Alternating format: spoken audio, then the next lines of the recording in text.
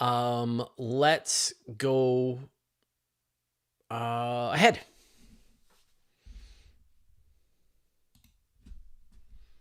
Recording reminder.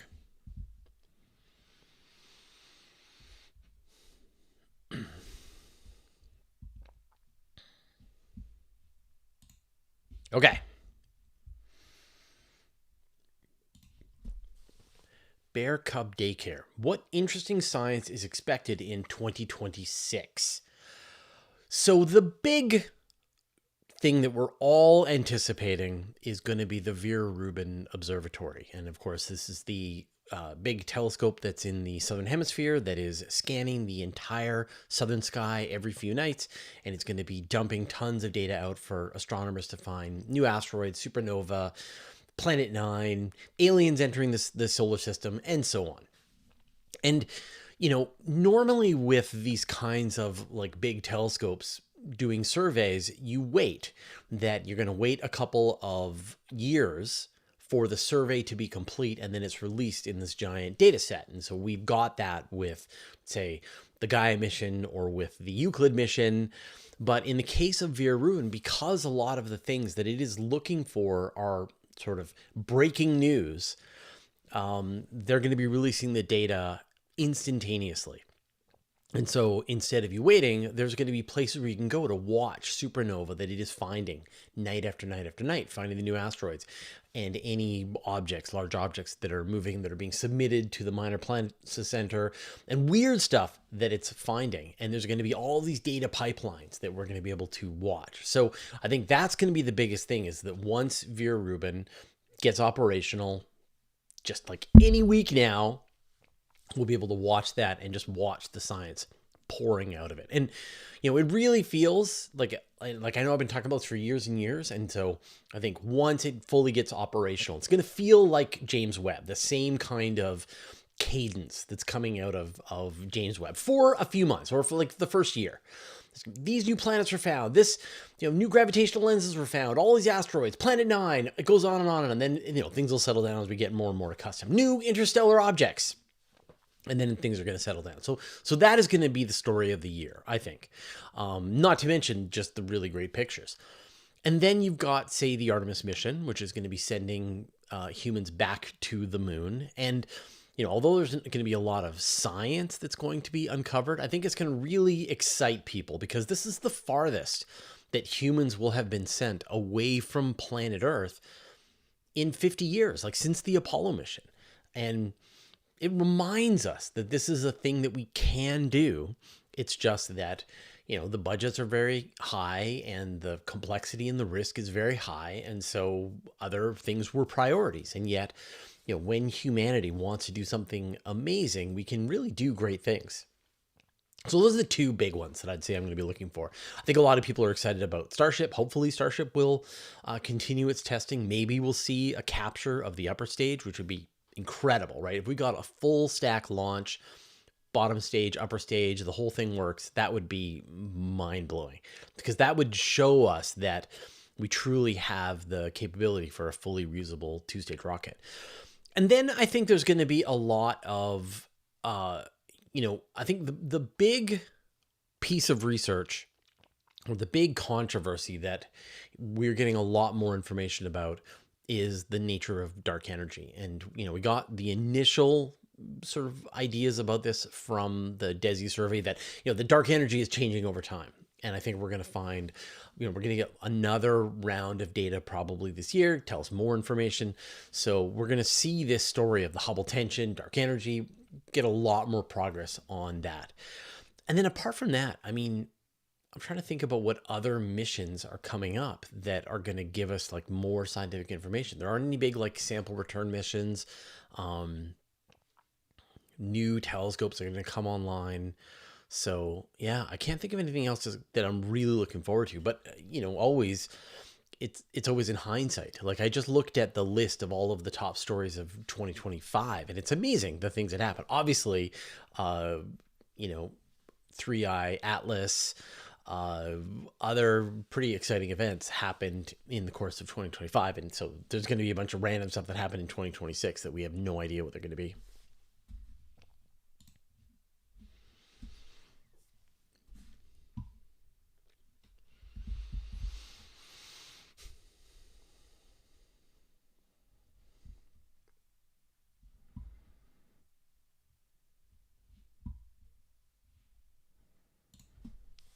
Ed Skeptic Y2E. Why can't dark matter be lots of different particles, just like the known universe? Why does it seem they're searching for just one dark matter particle?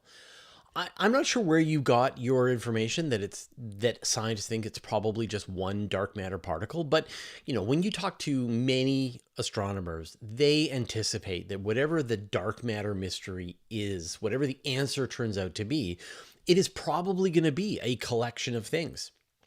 In the same way that, that like the missing mass in the universe, just the regular mass, turned out to be intergalactic dust, intergalactic gas. Like you added up a whole bunch of things and that filled in the missing composite.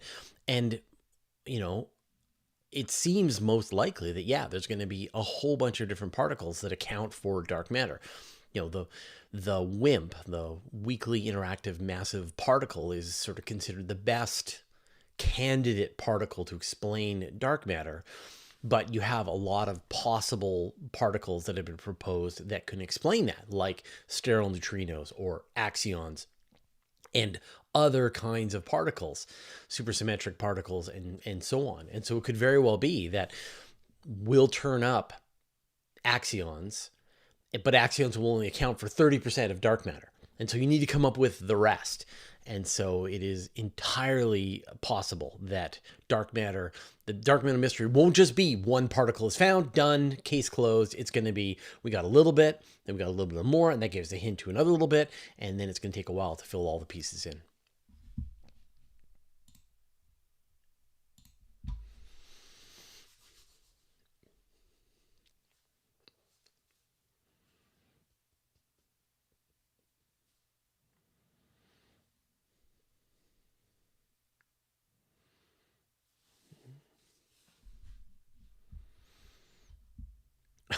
Mike Silver, do you need any type of dew control on your scopes on Vancouver Island? So these telescopes, the automated telescopes that are behind me, they have dew heaters on them. So we definitely have a problem with dew on Vancouver Island.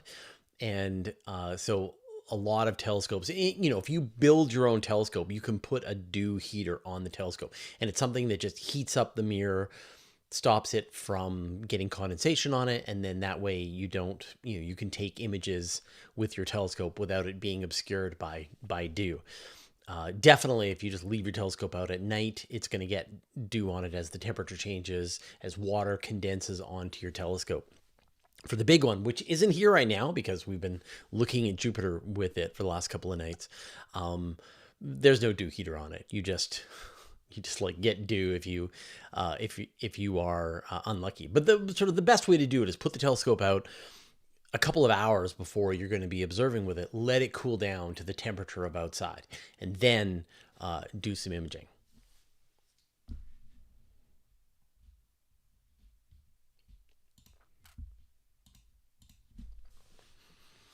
Yeah.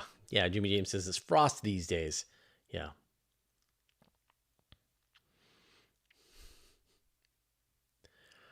Darth X, is it safe to hang around outside on Vancouver Island? Yeah, you've been probably watching too much, was it Alone? Where people are trying to survive on Vancouver Island. But yeah, it is perfectly fine. Hasn't been that cold this winter. We just got some snow for the first time. And just like a centimeter of snow. And apart from that, it's barely gone below zero, which is, usually we'll have a couple of nights where we'll get down to, say, minus 10 in the wintertime. But this winter has been really mild so far.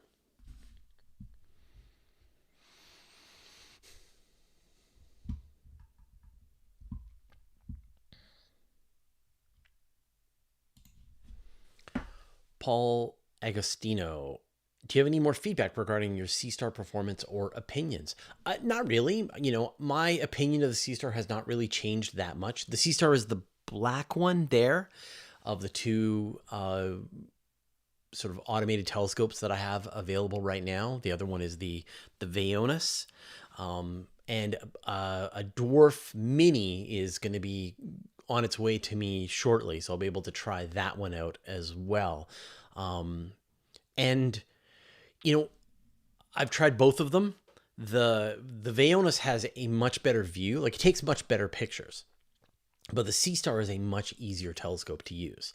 And so if I had to pick one telescope to grab to go outside, I'd grab the Sea-Star, even though it doesn't take as good pictures as the Vaonis does. And the reason that I really like it, it's very fast. So you put it outside, you connect with the app, and you can connect with your computer through the Wi-Fi. And I cannot understate how wonderful that feature is. You know, normally I'm sure we all have these devices that you have to use where you connect to your device with Wi-Fi, where you have to turn your Wi-Fi service on your phone off, and then you search, and then the device broadcasts a Wi-Fi signal, and then you connect to the Wi-Fi signal on the device, and then you now cannot use your phone's Wi-Fi. And so if you want to look up something, or you want to send an email, or whatever you want to do with your phone, you can no longer do that, because now it is tied to just being a data pad for the telescope. The way the Sea-Star works is that once you've connected to it once, you can share your Wi-Fi information with the telescope, and then it logs in to your Wi-Fi. And now you're controlling it remotely by your phone, by your computer, by your tablet, whatever. And so it just becomes this device that's on your network that you can control. And that for me is a complete game changer. Like, that is an incredible piece of functionality. In fact, I'm planning to do some live streaming with the Sea-Star when we get some clear nights, and you'll see just how flexible and how useful it is. And then it has this open API. So I'm able to write code that allows me to capture images coming off the telescope, able to control the telescope, and be able to come up with sort of more interesting uses for the telescope. So all of that I like. It operates fast, and it, you know, although it is a smaller lens, it has a 50 millimeter lens versus, I think it's an 80 millimeter lens on the Vaonis. You make up for a smaller lens by taking longer exposures. It also allows you to put it into this equatorial mode as opposed to the alt-azimuth mode. So the alt-azimuth mode is it's where you put on its little tripod legs, and it takes an image and then moves over, and then takes an image and moves over. And because, you have to follow the Earth's, because the Earth is at a tilt. And so if it wants to take a long exposure image of an object, it's constantly doing this little zigzag as it's taking images. But you can take the telescope, you can put it on a tripod, you can put it at the angle of the Earth's axis of rotation, and then you can take long exposures where the telescope just turns. It doesn't have to do that back and forth, and you can just put it into that mode. So that's like really smart. So, and then of course the company Sea-Star, it's run by, is it ASI, the company that makes the cameras that everybody uses. So they really know how to operate that camera. So, and it's cheap, right? Like, it's the most affordable of these small automated telescopes. And I think we're still really in the early days of this technology that, it's moved. What was a telescope? Like, it used to be, you would buy a telescope, say like my 8-inch Dobsonian, or even like a Celestron or whatever, and then you would use it for 30 years, right? But now these things are technology. They're more like a cell phone. They're more like a television. And so more like your computer. And so you're going to be using it for a while. And then after a while, the technology is going to be feeling a little old. The battery isn't going to last as long as it did. The software updates are no longer going to be released. And that takes your telescope with it. And so I think it's really hard to justify investing in a more expensive telescope at this stage. I think we'll eventually get to this place where the mount and the control over the direction of the telescope is separate from the actual telescope that you're using. And so instead you'll buy this little wedge that handles all the intelligence, and then that part can be updated on a regular basis the way you do with a phone or whatever. But the actual tripod legs you'll keep for 30 years. The telescope you'll keep for 30 years. It's just that sort of in-between intelligence that you'll be able to swap out. So yeah, so far I think, my recommendation has really changed on what gear that I recommend people get. Now I'm recommending get the binoculars, astronomical binoculars, get a small Dobsonian, maybe a 6-inch Dobsonian, even a 4-inch Dobsonian is fine. and then get one of the inexpensive smart telescopes, the Dwarf 3 or the Sea Star. I don't have experience with the Dwarf 3, but I definitely have experience with the Sea Star and can recommend it. And they haven't, I bought it with my own money. They haven't paid me any money. So, yeah, I highly recommend it.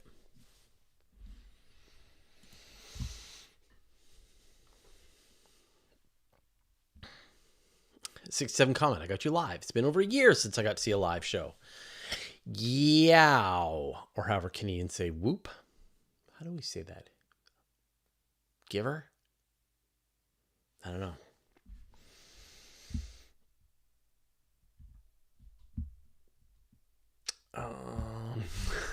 Roger Wilco. Why is there something instead of nothing?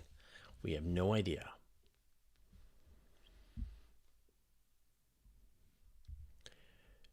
New Tech Doe.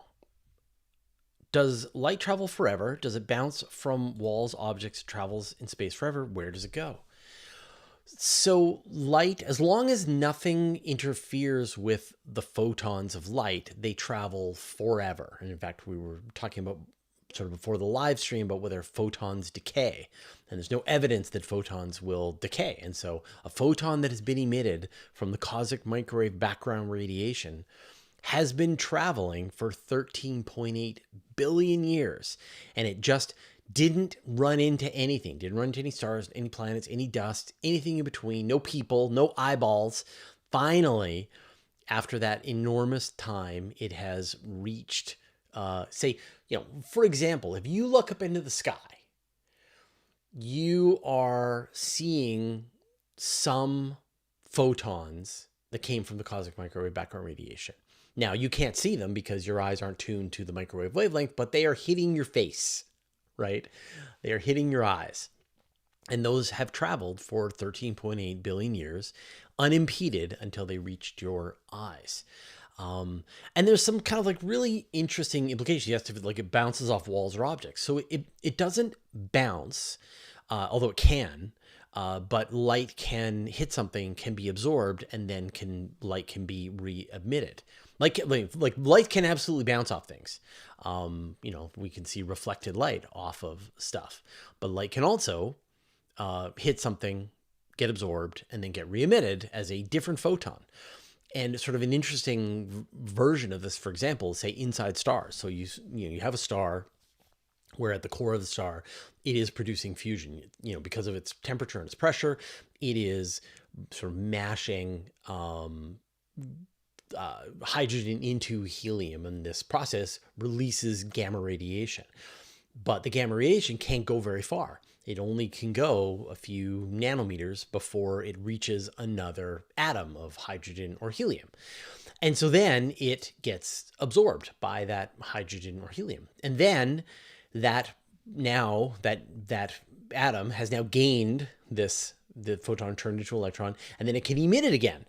And then it does it again. And then now you've got the photon goes out and then hits another thing, gets absorbed, gets emitted. And so the photons will do this random walk inside the core of the star until finally they make it all the way out of both the core, out of the radiative zone, and into the convective zone of the star. And it's estimated that light can take, from when the initial fusion reaction happened to when the light finally makes it outside of the star can be tens of thousands, maybe hundreds of thousands of years for that process to happen, for the light that originated inside the star to finally be able to make its way outside of the star.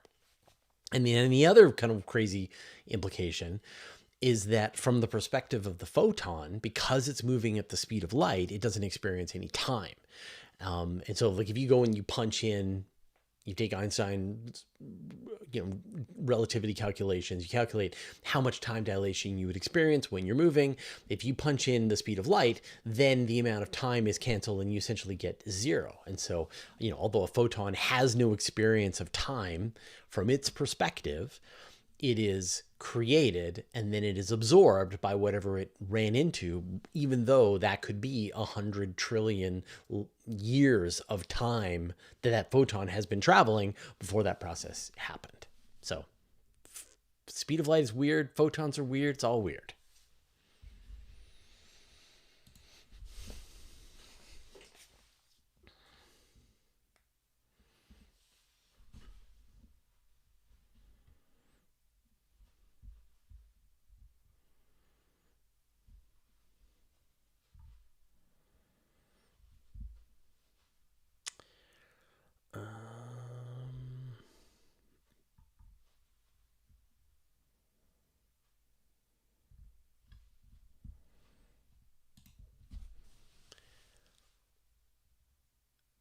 Yen v. Freyr. Could we theoretically detect intergalactic visitors instead of just interstellar ones? It's interesting. So, when we think about us detecting interstellar objects, we are detecting them like we know that they're interstellar objects because of the orbit that they are moving on as they pass through the solar system. And so, normally objects are following an elliptical orbit, but an interstellar object is following a hyperbolic object. But an interstellar object is following a hyperbolic orbit, which means that it is not going to remain inside the solar system. And that's the tell. That's how you know. That's the giveaway that you know that is going to be passing through the solar system.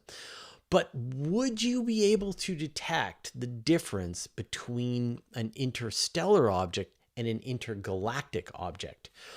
Probably. And the way you would do that is purely through the velocity. And so, while an interstellar object needs to be moving, when you sort of think about the escape velocity from the sun, if you were like right on the surface of the sun and you're trying to escape the solar system, your escape velocity is about a little over 42 kilometers per second. So if you're going faster than that, then you are going to be able to escape the solar system. If you're going slower than that, you're going to be captured by the solar system and orbit it in some way. Now, obviously, there's how far away you are from the sun depends on the speed you want to be going. And so objects that are moving around inside the Milky Way are going to be coming in at these velocities that allow them to escape again, and they're going to be in that range. And so all of the objects that we've seen so far, when you think about Oumuamua, you think about Borisov, you think about 3I Atlas, they've been going fast, but sort of in a range of each other. Let's say, in the, I forget the exact speeds that they were going, and sort of depends on their distance, but fast enough to escape the solar system, but maybe within 10 kilometers per second of being able to escape the solar system.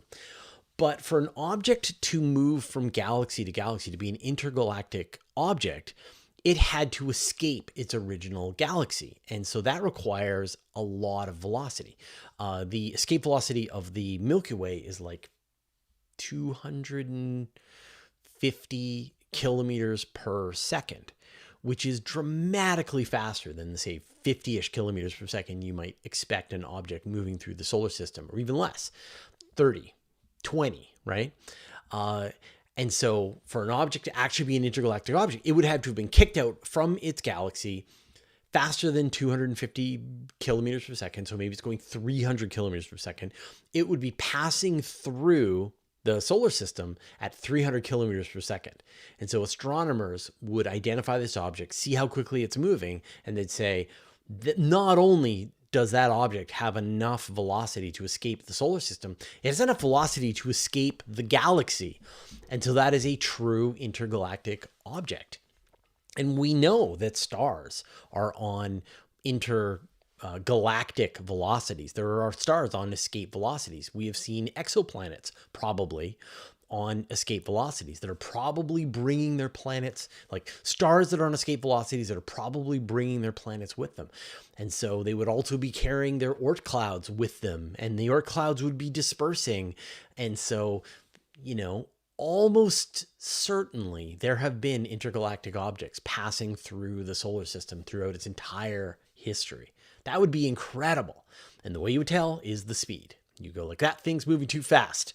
Has to have, it's on an escape trajectory. It might have been kicked out by the solar system. It might have been kicked out through some event in the Milky Way, but it is also possible that it was kicked out of a different galaxy and has made the journey to us. It'd be incredible.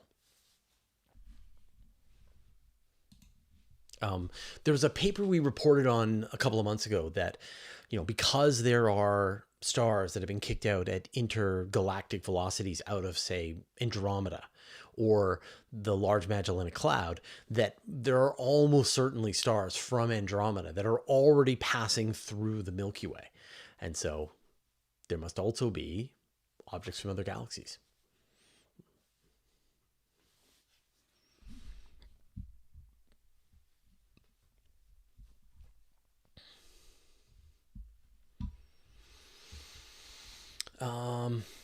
RMS 492. How long are the Voyagers expected to continue communicating with Earth?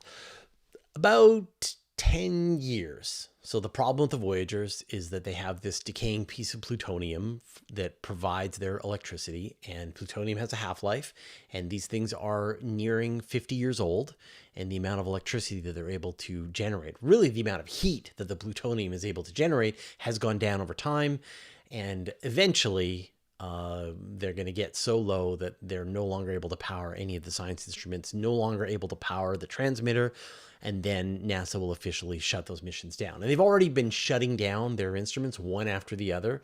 So we are probably within about 10 years of when they're going to have to shut down the Voyagers forever.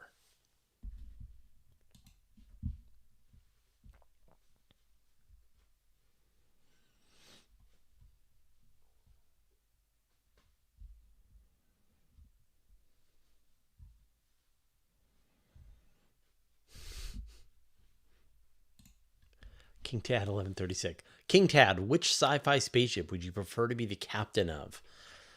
I mean, like, when you think about comfort, you just think like the Enterprise from, say, Next Generation. Was that the D?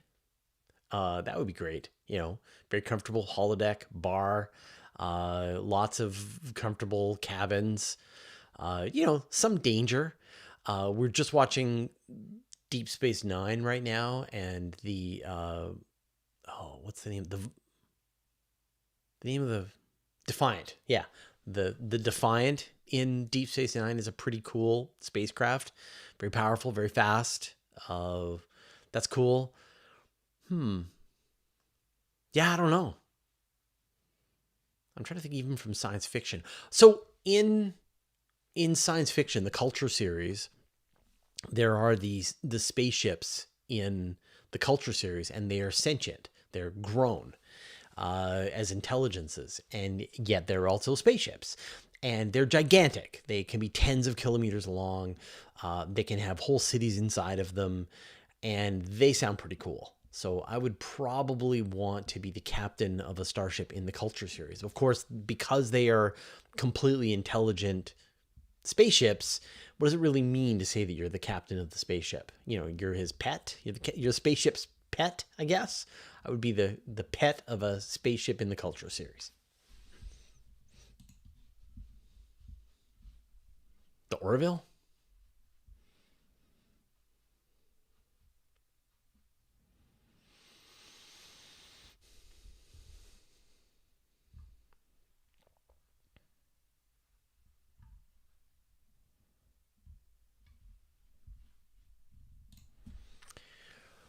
Briscoe Rob, I'm sure there's an unlimited amount of platinum in asteroids. Is this not a priority to gather? The problem with gathering any rare element from asteroids is the expense in getting to the asteroid and picking it up and bringing it home. And so I've said many times that, you know, if there were bars of platinum sitting on the surface of an asteroid and all we had to do was fly to that asteroid, reach out with our little grabber arm, pick up the platinum, tuck it away, bring it home, it would still be too expensive compared to digging platinum out of the ground. And so until going and getting metal from an asteroid is less expensive than digging it out of the ground, we will be digging it out of the ground. So that's the problem, is that it's just still way too expensive by orders of magnitude. You know, let's say that, you know, and it's not bars of platinum sitting there on the surface of the asteroid. It is platinum that is mixed into the asteroid at higher concentrations than you would find down here on Earth, but you would still need to extract the minerals, you know, have some kind of facility for being able to concentrate it and bring it home. And you're looking at, you know, tens of billions of dollars to do that today, compared to digging a hole in the ground. Like, what kind of a mine could you get for $100 billion? Like a pretty good mine.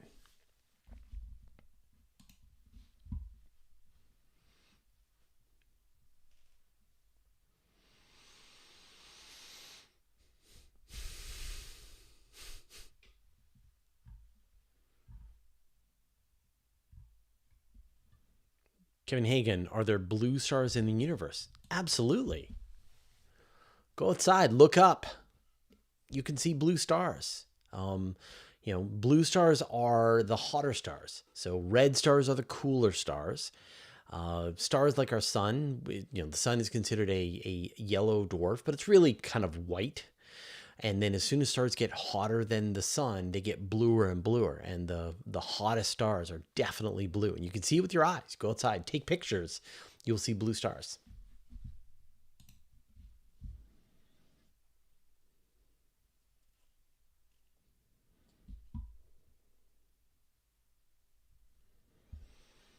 Cave Bear, the greatest value of any space resource is that it's in space. Don't toss it back into the gravity hole. Yes, absolutely. Gravity wells are for suckers.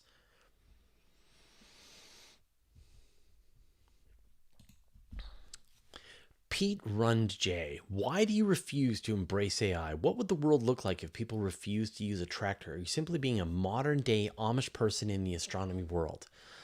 I don't know what makes you think that I refuse to embrace AI. I use AI like crazy, but I use AI in a very kind of careful, targeted way. So, this modern world of ChatGPT, large language models, there's things that they're good at and there's things that they're bad at. And so, what would the world look like if people refused to use a tractor? If someone's like, why don't you use a tractor as your daily commute vehicle? Well, because it's not a great daily commute vehicle, so I'm not going to use it. Now, if I need to do tractor things, then I'm going to use a tractor. And so for me, really the only use that modern large language models, which is different from artificial intelligence, right? Is for programming, that you can write one-off disposable code that solves very simple problems for you very quickly. And I've found, I've been able to make a lot of my sort of day-to-day data processing challenges go away. I rebuilt the entire Universe Today website, and I built a content management system using Opus 4, using Anthropic's coding system. So, there are definitely some pretty cool uses for the technology. Where I am against AI is it producing low quality content replacement, the AI slop, which you've probably heard the term, which is that, if you go and you start up a fresh account on YouTube, about 10% of the videos that you watch are going to be just somebody spun up a machine and said, write me, make a 1,000 word video about, they don't even say what this, give me 100 videos about astronomy topics. Give me 100 stories, ghost stories. Give me 1,000 stories of animals rescuing people, and then put it to video, and then they put it onto onto YouTube, and then they try to make money. And it is causing this sort of degradation of YouTube as a platform. And just like in general, you go onto Facebook, you go onto the internet, and you are reading material that was not intended to provide high quality content and value to people. It was created so that a person could make a quick payday, quick buck, which will always happen, but this is sort of it being done at scale. So, that is one concern that I have with artificial intelligence. And then the other concern that I have is that people are using it for thinking for them, right? They're using it to like make decisions. And that also, I think is kind of dangerous, because a very important skill to have is that you're able to have critical thinking, that you're able to think through and smash your mind against very complicated, difficult problems to come up with solutions.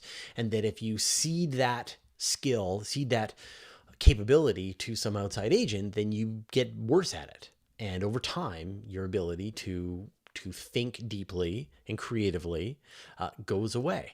I'm against artificial AI used for art, for example, because, it was trained on the hard work of tons and tons of actual artists. And then it produces this thing that's a facsimile, and none of the artists were sort of brought into the process. Same thing with music, right? You spin up music, you write a hit song, you put it on Spotify, people are listening to it, you're making money, but it was trained on the artists, and the artists are left to the wayside. So I think, it's weird to me that people kind of fall into these camps and like, of course, everything's political. Like, what do you know? Here we are. Everything's political, right? Either you are for AI or you're against AI. And I think you can say, these are all the things that it is currently good at. These are the things that it is bad at. These are the things where it is having an environmental impact that we should be concerned about. These are the places where it can be used for harm. These are the places where it can be used for good. And then you need to sort of treat it on a case-by-case basis and approach it with nuance. And I think that, if you attempt to approach it with nuance, people tell you that you're a Luddite, which is so weird to me because I am a huge fan of technology. I just think that we also always need to be responsible about the technology that we use and consider the implications of it and be careful before we rush headlong into it. And I think that, if the world that we're moving to is that everybody has a magic genie in their pocket that allows them to affect the real world just with their will, make me as much money as you possibly can, right? You ask your magic genie, make me as much money. Like, what is going to happen when 8 billion people are wishing for more money, right? Are we not going to see some collisions, right, between people's desires and dreams? Like, there are going to be consequences and we should think through them. So no. And so that whole video that I did about AI helping to classify galaxies, I thought was great because now you're using this technology and you're thinking about a way that you can use it for science, and we could definitely use more help with doing science. And so, like, I think that, for a lot of people, they make a lot of straw man arguments about AI against it, that it uses a lot of water. Like, it doesn't seem to use very much water. And there are times when it has value, but I think you just need to be super careful about it and not just blindly just accelerate.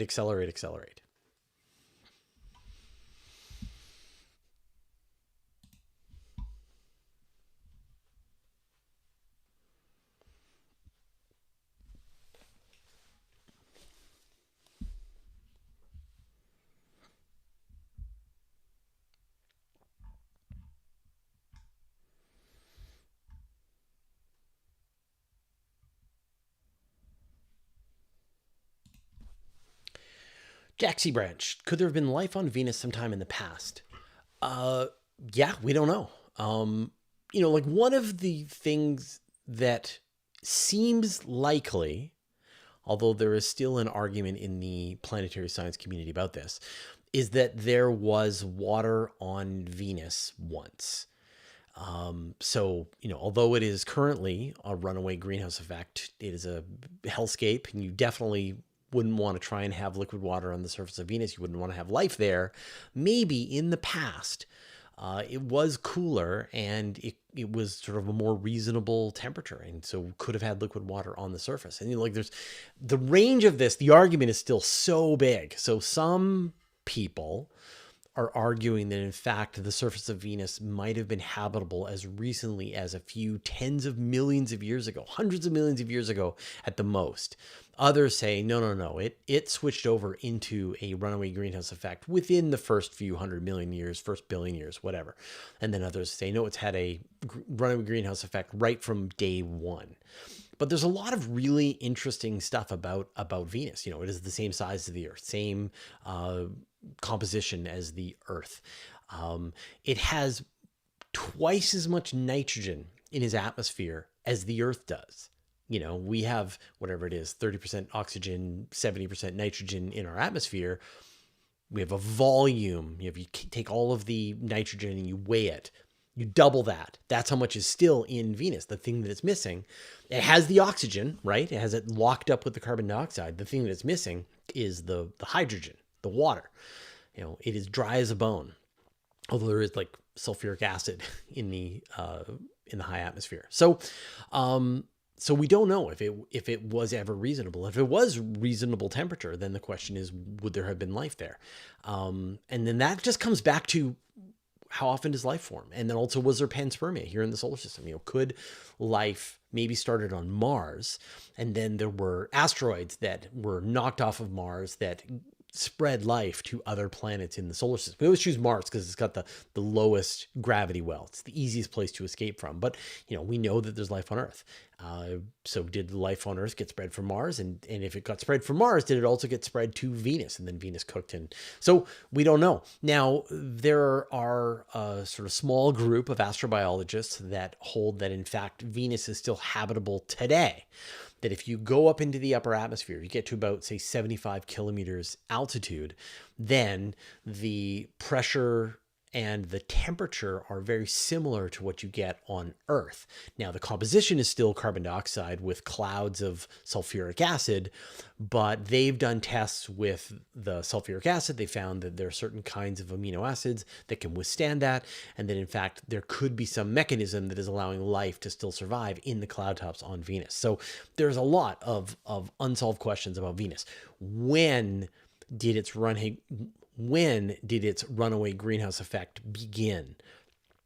Did it have water, oceans on the surface of Venus? When did it start? When did it end? Are there conditions high up where there could be life today? Is there life there today? Is there a way for us to detect it? So these are a lot of just unsolved mysteries about Venus. And this is why we need to send missions back to Venus, and why there are 4 missions in the works right now to go back to Venus, try and answer some of these questions.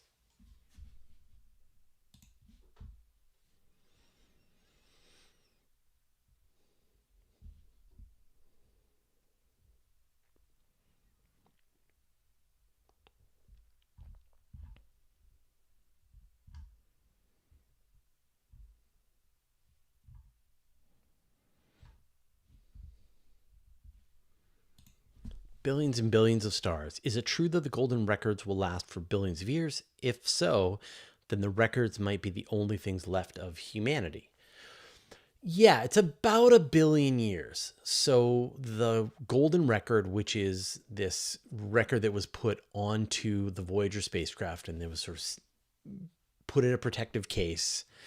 And when they were built, the engineers did the calculations that, these things are going to be out there floating through space, constantly hit by cosmic rays, high energy particles, as well as dust, and that it's going to slowly degrade the outer surface of this, wear down the protective case, get through the golden records, and it's expected that it should last about 1 billion years. And so if humanity does nothing else to preserve any kind of record that we were here, then the golden records, but really just like the Voyagers themselves, all of the spacecraft that we've sent, will be the record of that we were here. But if we put our minds to it, we can come up with ways that we can leave a record that is more obvious, easier to find, and will be more durable. And when you sort of think about 2001, this idea that they put the monolith, that the aliens put the monoliths on Earth, they put it on the moon, they put them in other places in the solar system. They said, okay, when you're ready, you will discover this thing that is a record that's going to give you information about how to live in the cosmos, where all the other aliens are, how you can integrate with this larger galactic federation. And so we could do the same thing, which is that, and people are proposing this right now, that we should build some kind of vault, some kind of archive that we put on the moon that is very obvious, that if you can make it to the moon, then this thing is there and it will last for billions of years and be obvious on the surface of the moon.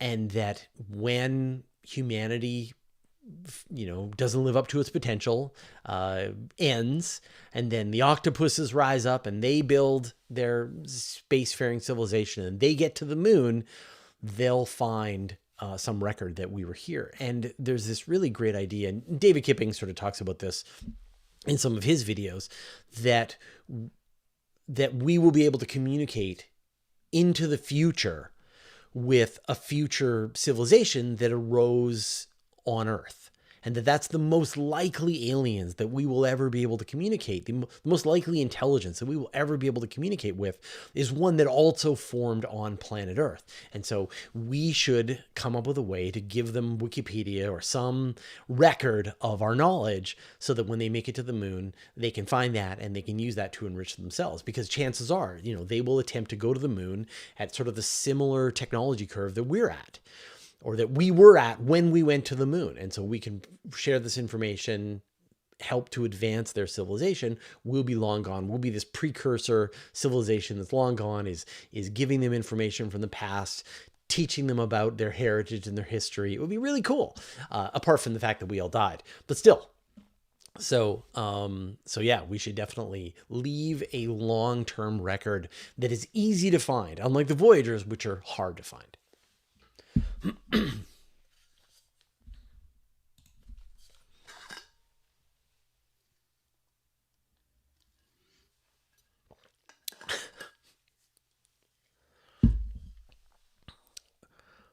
One by land, two if by sea, run. Elon Musk is vital. Put him in the moon vault immediately. Yeah, we've got to keep him safe. Let's put him in the moon vault.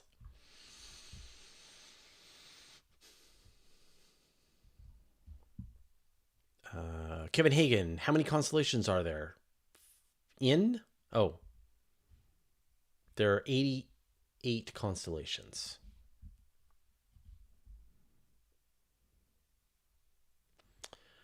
So August 2, I got a million questions that I always forget to write down, but today a suggestion: did you consider UT merch? PBS Spacetime has killer stuff. Maybe UT can get a small revenue as well. Yeah, I've considered merch. I haven't looked at what PBS Spacetime does, but it sort of feels like it's another job. And so either I could run a merch store, or I could focus on making better content for Universe Today, recording more videos, doing more interviews, and that's like a better use of my time. I'm sure, like, you know, I look at, like, say, Linus Tech Tips, and, you know, they have some cool merch. They design screwdrivers, things like that. You know, I've thought about like a telescope kit where you could get like the glass, and if you want, you could grind your own mirror. That would be kind of cool. Or even just a, you know, I'm always recommending the same binoculars. So maybe I should like get a pair of binoculars designed that sort of meet my requirements, or a small telescope, like a small Dobsonian that meets my requirements. So I could just say, look, just get this telescope. This is the one I recommend. Right. But that's like a whole other level of risk. You know, we've danced with it in the past. We had some merch for Astronomy Cast. I think we had some shirts and mugs and stuff, and nobody bought it. Right. And you're just like, you invest all this money, you buy this stuff, and nobody wants it. We did a book. You can see the book. It's behind me somewhere. And, you know, I'm really proud of the book that we did, but the publisher, I don't think, was really interested in renewing the deal. You know, I thought about us releasing our own version of the book.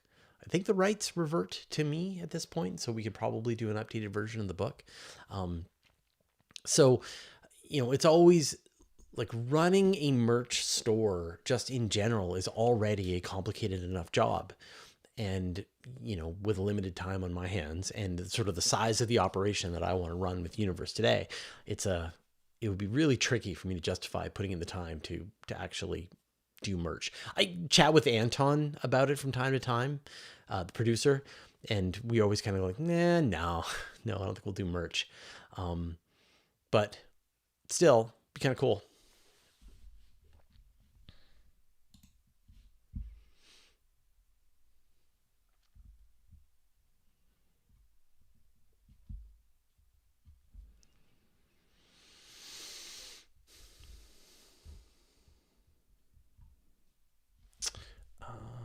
When's the next Gaia?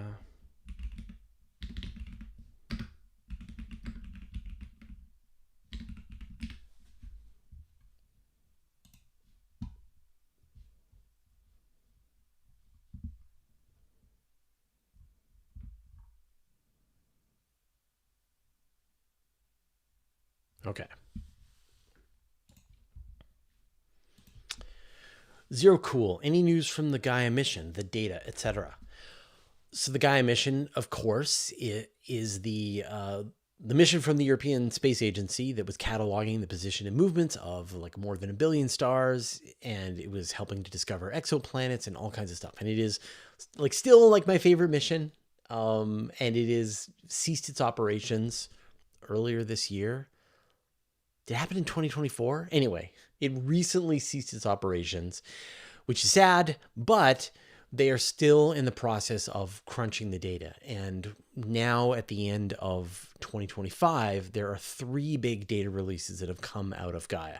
Now there is a 4th data release that is due for December 2026. That's going to be made with out of 66 months worth of data.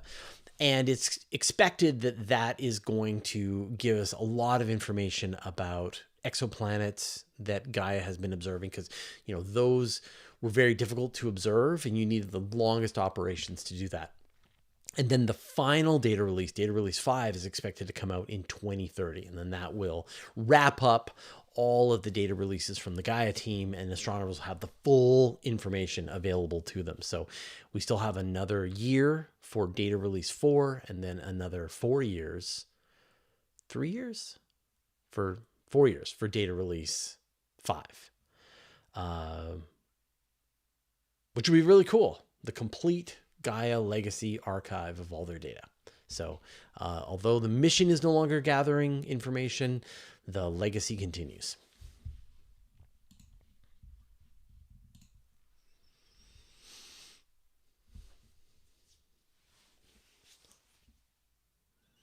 Gio Hondo, do you ever get recognized by randos? Yeah, from time to time. It happened...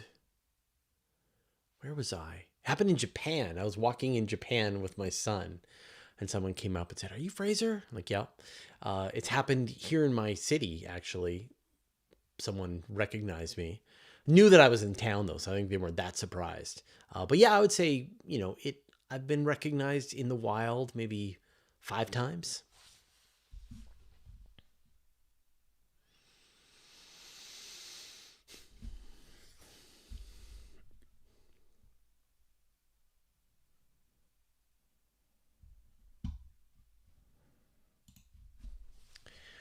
Centaurus W, is there any non-mainstream theory in astronomy or physics that you really like and would like professional astronomers to investigate? No. No, not at all.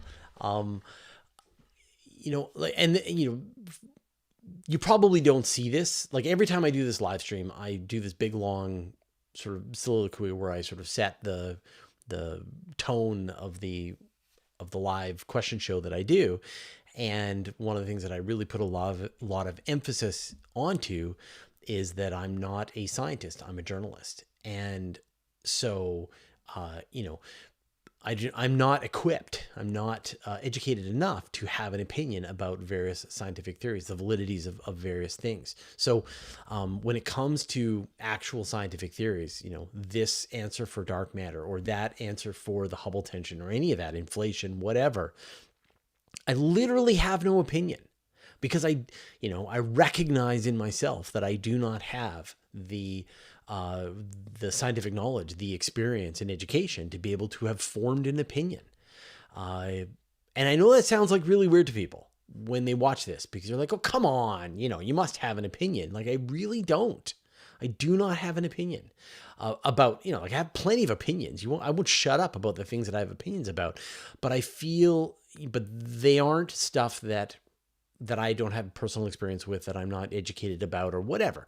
When it comes to scientific theories, like I think it's really important to understand our limitations and know that we do not, like, unless we have a PhD in, or have put in the equivalent of a PhD to understand the material to a level of depth that you can go toe to toe with a post-grad who is, you know, working on this field, you don't have enough information to be able to form a full opinion. So I think, you know, where my obsessions lead is not on the scientific theories that I think should be,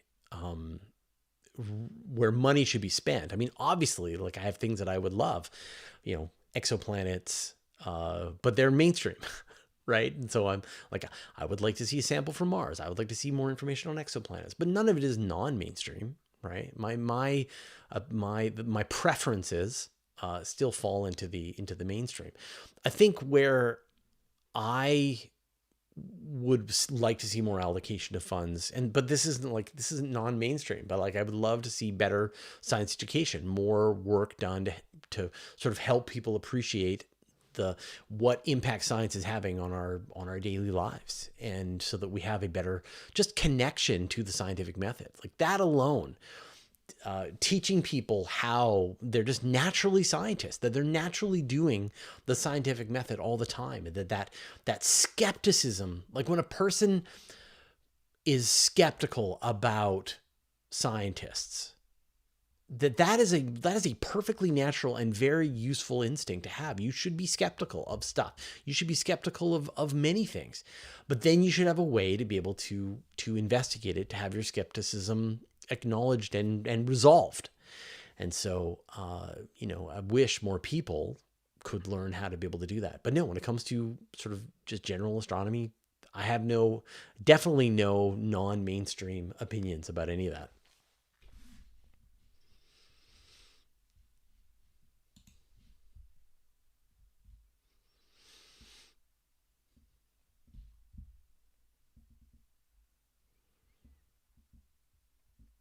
Daystobe, you have the opinion that the Big Bang is real. I don't. I trust the scientific consensus. The scientific consensus is that the Big Bang is the best explanation that fits the observations, that the universe seems to be getting less dense over time, and that because the scientific consensus is on that, I trust the scientists.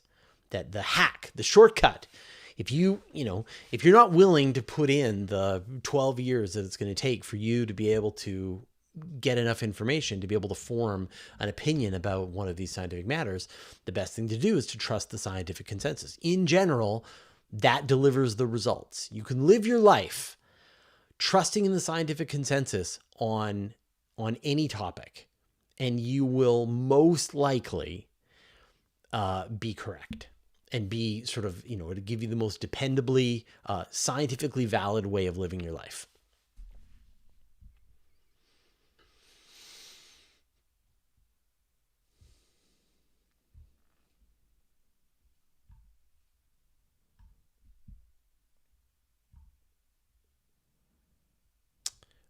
Amo 5088. I really enjoyed watching Pluribus season 1. Did you watch it? If so, did you enjoy it?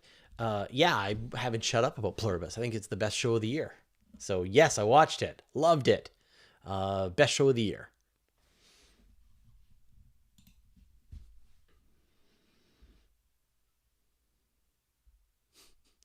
Cooper, should I get a used Nintendo 64? Or should I get one of those new 4K N64 emulators? I would. Oh, the Nintendo 64 is such a great console. I would get a proper Nintendo 64, and then hopefully you can pick up a bunch of cartridges for sale at garage sales and at discount stores and things like that, and pick and build up a collection, like some real classics in there. Is it Super Mario? Oh, the one where he's kind of like going to different worlds. I forgot the name of it. And then the Bond game, GoldenEye, was on the Nintendo 64. Need for Speed. We played a lot of games on the Nintendo 64. And it was like a used old console when I bought it for the kids back when they were like 5. Yeah. Yeah, I would say get the Nintendo 64. I'm a big fan of being sort of using older technology. I've been recently buying DVDs. Like I'm getting kind of sick of the streaming services, and so I've been going to garage sales and buying DVDs.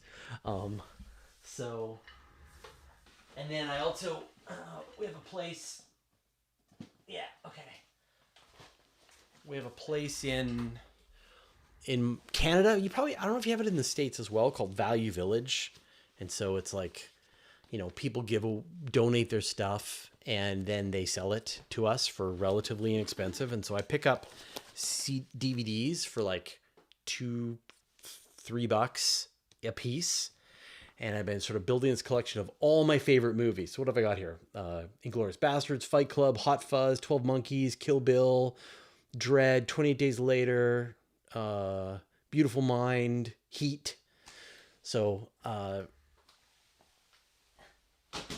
yeah, For the longest time, I was very much against sort of physical possessions.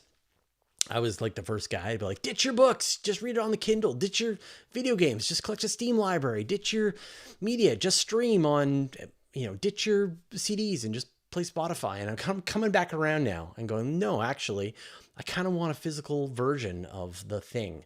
And so recently my wife and I just finished watching the Lord of the Rings 3-part series. And then we just finished watching the Matrix trilogy. And now we're going to pick up one of these DVDs and watch that. And then I take out a bunch of DVDs from the library. So get the Nintendo 64. Don't get the emulator. Get the real thing and then build a collection of your favorite games. Yeah, Mario 64. That was it.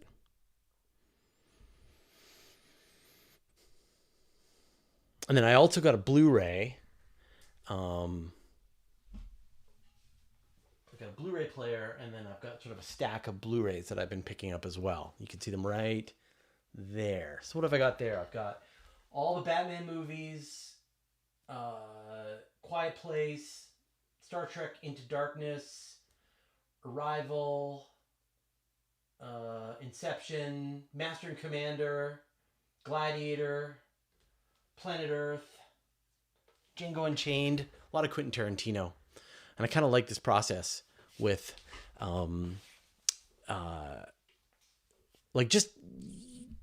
it's like you're finding the diamonds in the rough, right? You go to a garage sale, you look through all their DVDs, and you're like, I want this one. So don't get crazy. What? No laser discs? No, definitely no laser discs. Oh, MacGyver.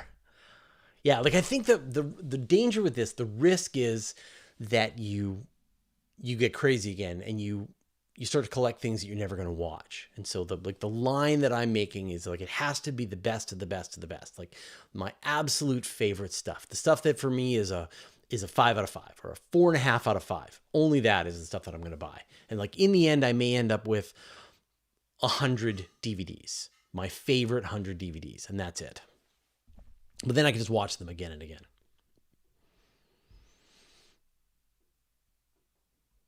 How do we get on this? We were going to discuss lunar mass drivers. We could talk about lunar mass drivers if you want.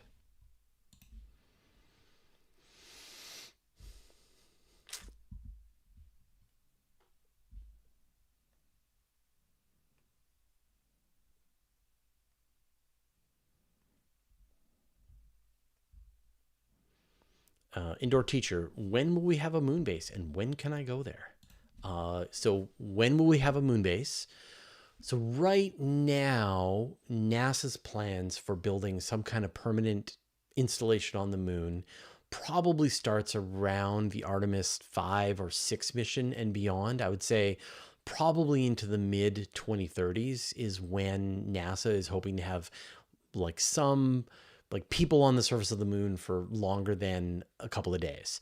The Chinese are planning to set foot on the moon in the beginning of the 2030s, but same thing, probably not until the end of the 2030s before they have longer and longer stays on the moon. It's going to probably be like the International Space Station. So you're going to have crews that are on the surface of the moon in some kind of inflatable base or, repurposed lander for a couple of months at a time, and then they're going to rotate in and out of being on the moon.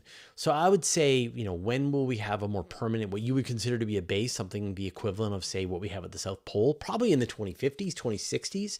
When can you go there? Well, it all depends on whether or not you're astronaut material. If you have if you're able to get into the astronaut program for your country, then, you might be able to be a candidate for that in the 2050s, 2060s. So when will regular people be able to buy a tourist trip to the moon? Probably shortly after that, there will be providers where if you're willing to spend, say, $100 million, you could probably buy a trip to the moon for a week. Because right now you can buy a trip to space for a few tens of millions of dollars. So yeah, let's say $100 million, probably in the 2060s or so. When will it become affordable for regular people? That's going to be a while after that.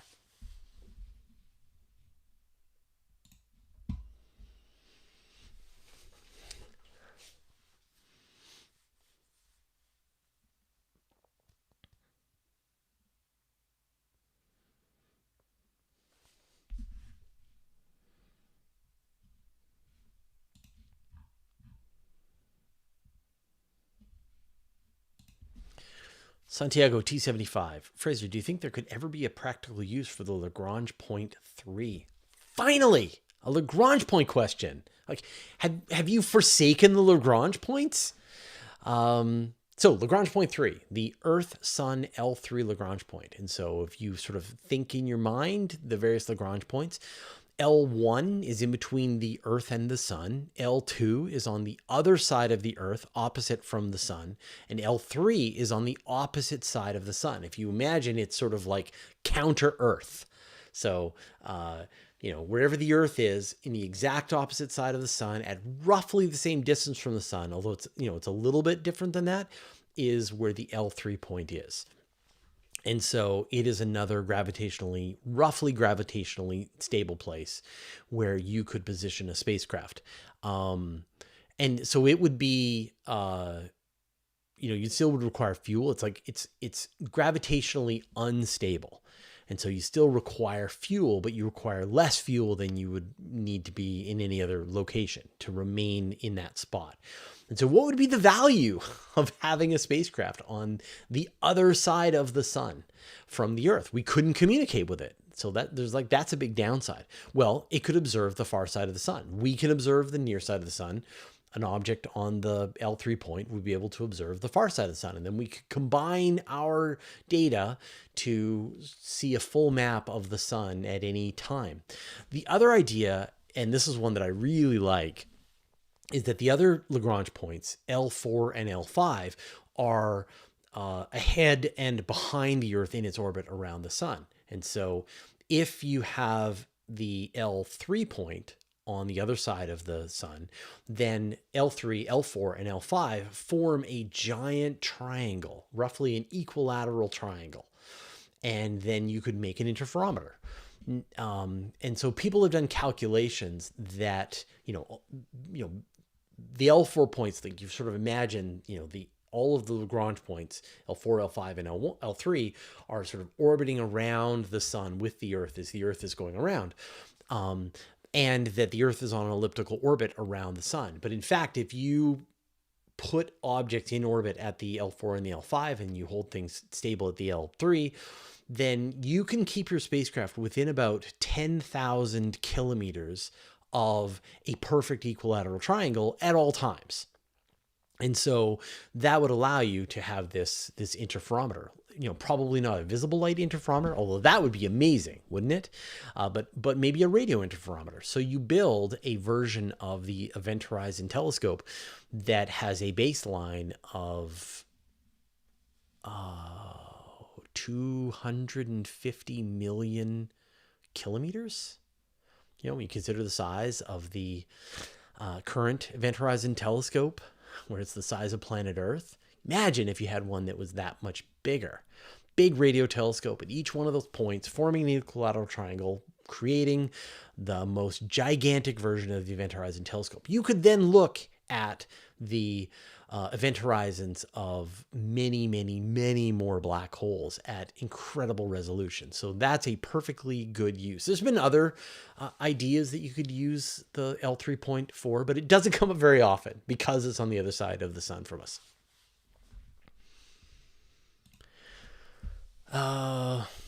General Sam, is this live? No, it's not. This is pre-recorded. I predicted in advance that you would ask this question. Yes, it's live.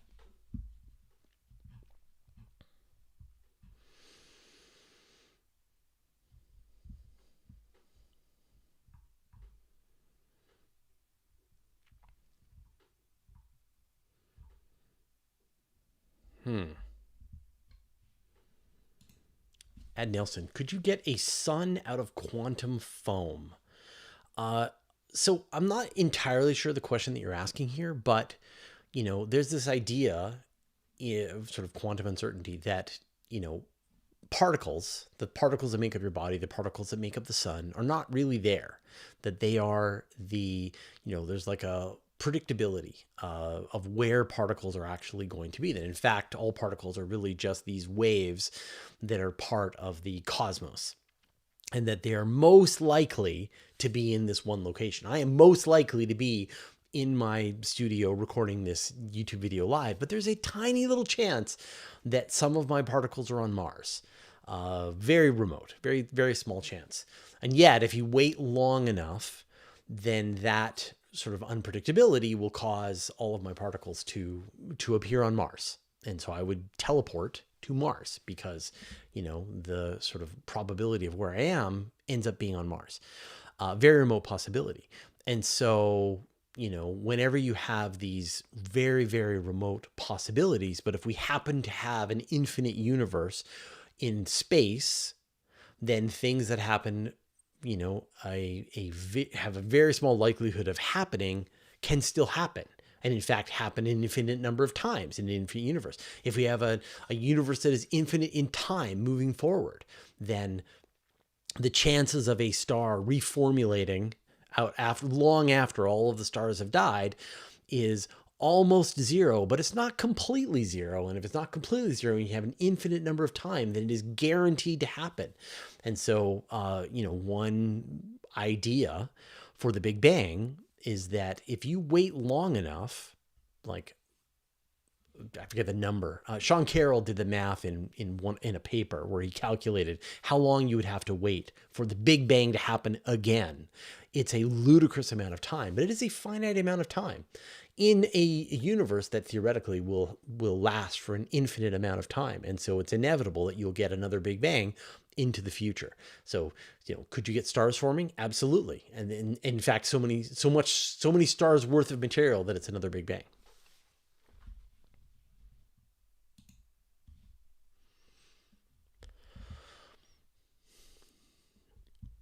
Josh Miller, Fraser, who was one of your favorite people to interview and why? I would say recently was Megan G. Luca, who I was interviewing about the search for atmospheres on the TRAPPIST-1 system.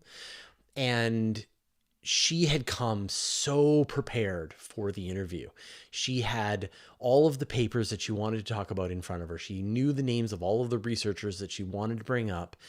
And I would ask these questions to set her up, and then she would just roll and just, gave me exactly not only the answers that I was looking for, but deeply referenced answers to them with citing all of the researchers and all of their names and just going through in this really logical way. She was a machine, a sight to behold. And it was an absolute sort of pleasure to just be a passenger on that interview. I've never experienced anything like it, So if you watch that interview, you can just watch me just kind of like blown away by what was happening. So I think she was terrific. What a superstar. And then I have people who I just I really enjoy talking to.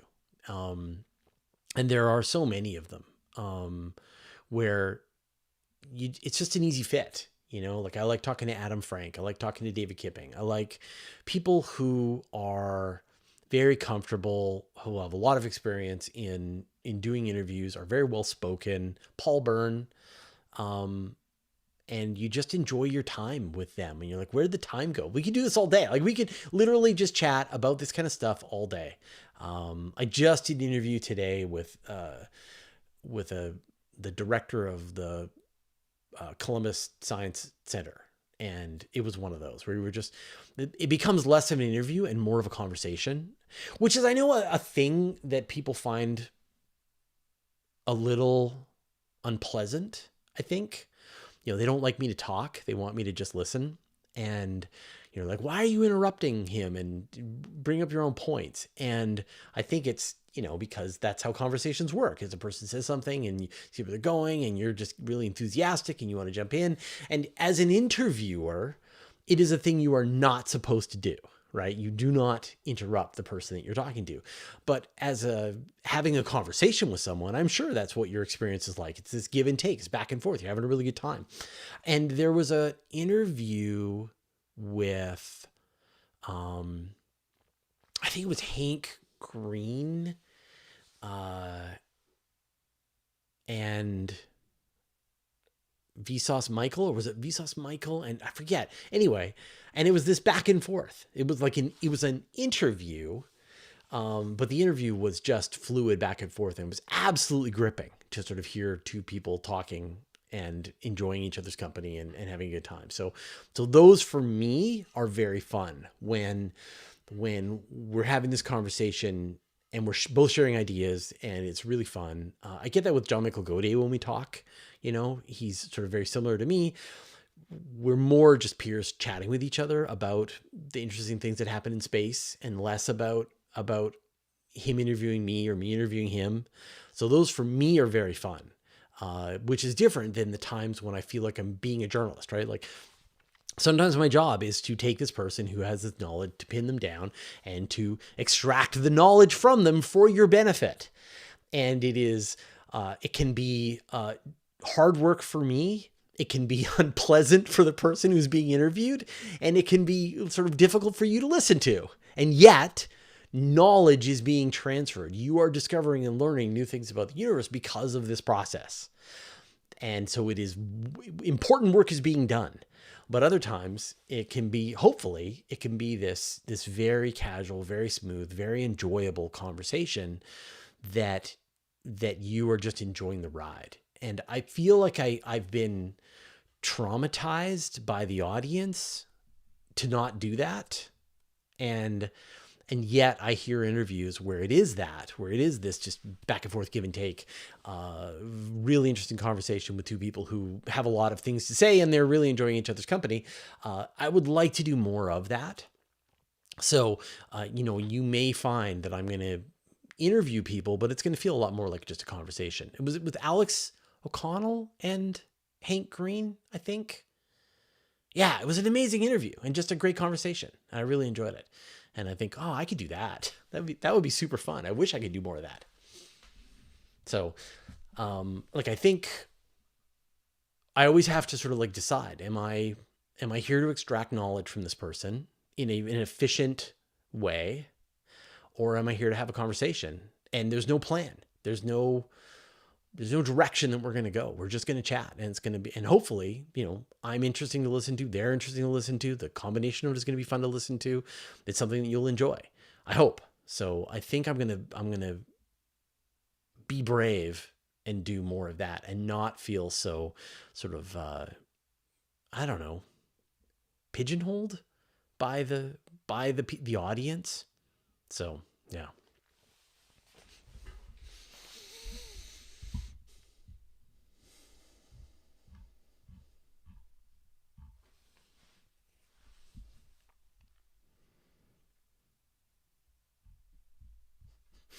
Crystal, what is the most important technologies to focus on, and why is it the linear mass driver? There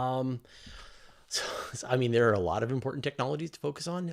The linear mass driver, there's a couple of reasons why it would be amazing, which is that you would be able to launch payloads off the surface of the Earth without having to use propellant. You just use electricity, and we have lots of electricity, and you would just accelerate payloads off the surface of the Earth and they go into space. That would be mind-blowing. And even if we couldn't do it off the surface of the Earth, then we could still do it off the surface of the moon. In fact, it's probably the best and only way that we're going to be able to accelerate payloads off of the surface of the moon.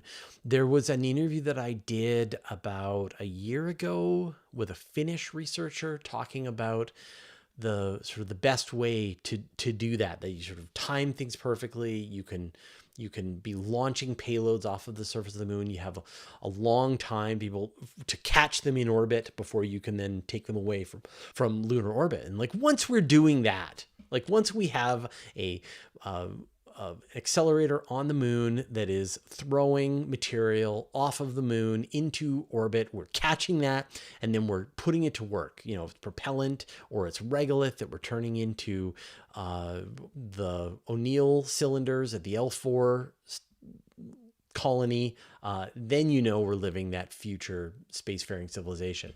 The other thing is you put them on asteroids.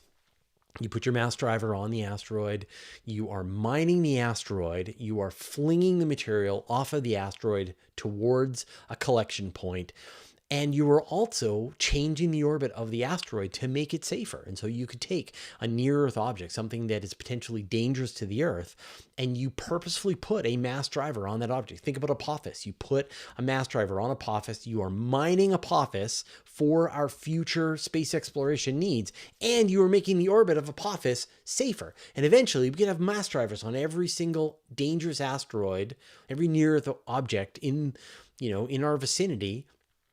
And we are just taming them all, pulling all their teeth so that we can use their material to fund our future spacefaring civilization. So yeah, is it the most important technology to focus on? Probably not, but it is definitely very cool and very important.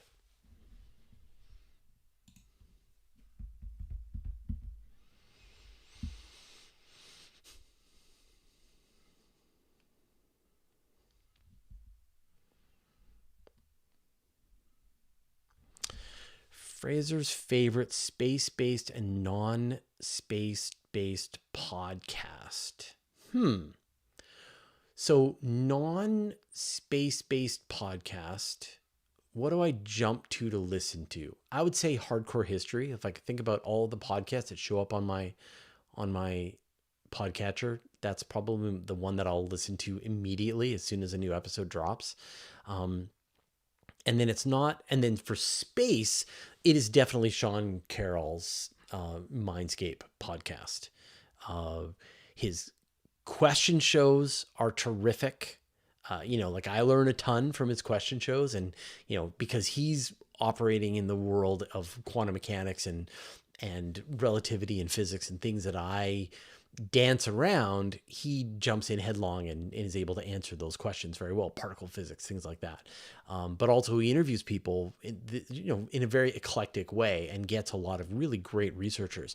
There was a recent interview that he did with a neutrino researcher that was just solid gold to me. Like, there was just so much knowledge was being dropped so quickly that I was like taking notes about trying to understand, was filling in a lot of gaps in my knowledge about neutrinos, and it was just amazing. So I would say Hardcore History and Mindscape would be my two favorites. Yeah.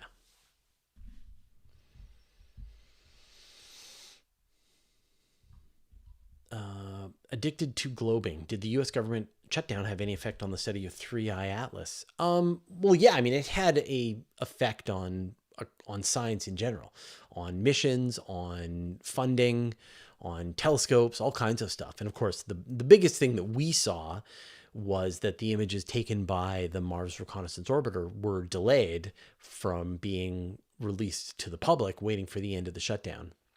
We did see some images come out of other missions that weren't directly controlled by NASA. We saw the ESA images, we saw the Chinese images, but it took a while for the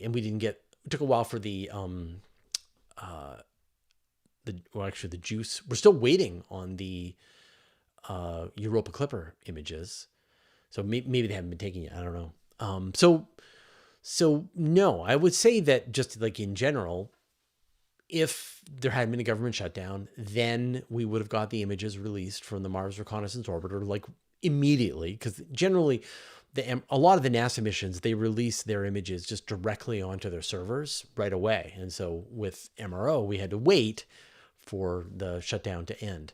And so then the scientists couldn't begin their study of those images until they had got their hands on it. So maybe they were 2 months late from when they could have started studying the tail of 3I Atlas and comparing it to the other images that they had.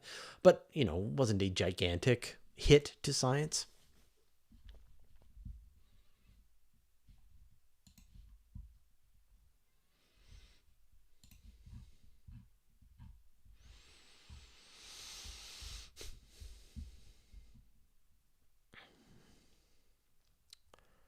Jack Burmer, best recent sci-fi novel not written by Liu Cixin or Andy Weir. What have I think the most recent sci-fi series, and if you could really even call that, is the Dungeon Crawler Carl series. I just gobbled up all 7 books. Apparently there's an 8th one being released on on his Patreon right now, which I'm kind of tempted to join his Patreon. So, are they sci-fi? Are they fantasy? Are they role-playing game literature? I don't know, but I enjoy them.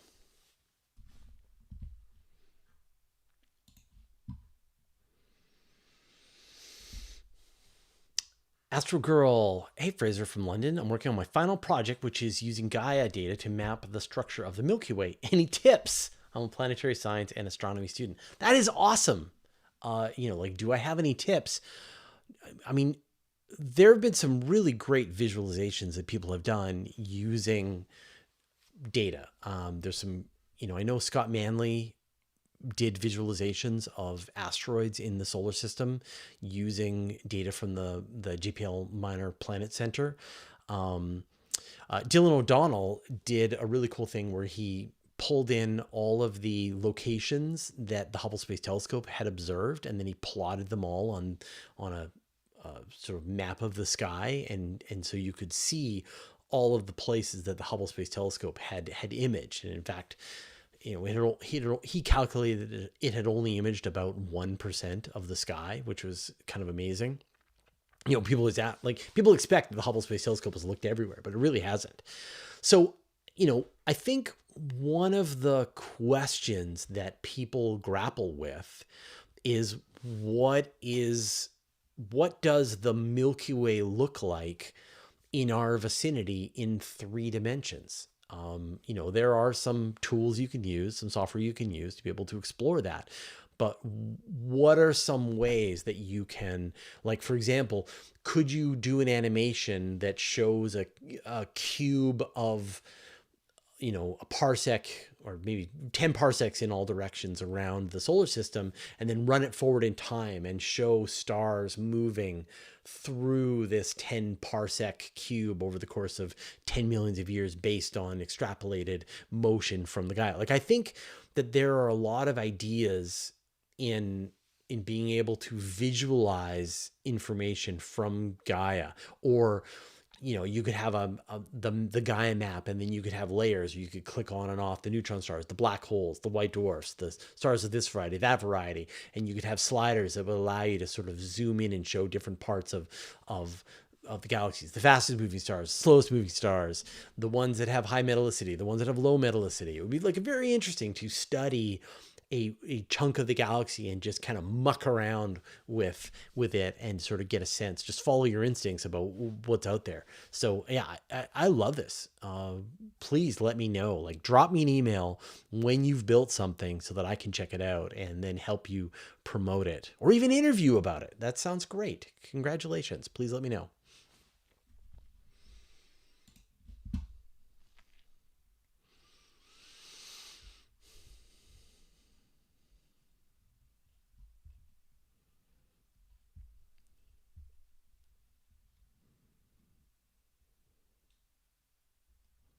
King Ted, you write so much content for the videos and UT. Have you considered writing your own sci-fi novel? If so, any concept you want to explore?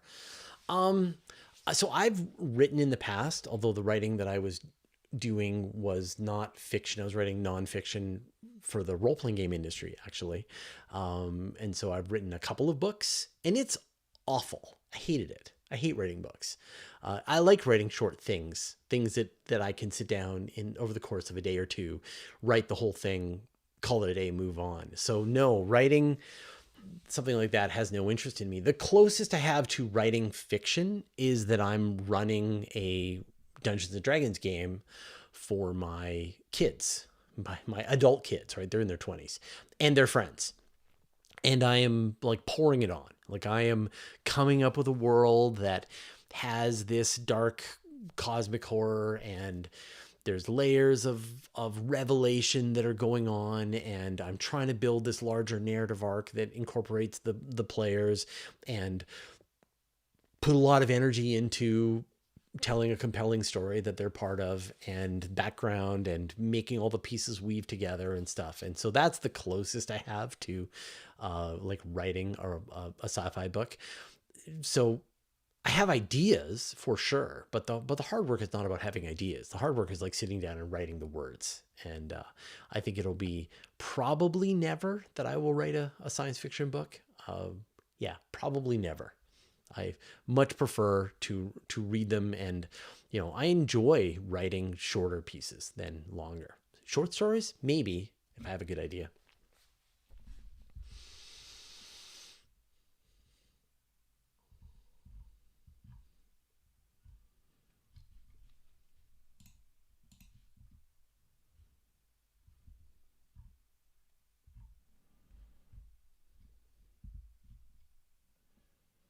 Mr. Momo, I've been asking for ages. Do photons get absorbed by other stars? Yes.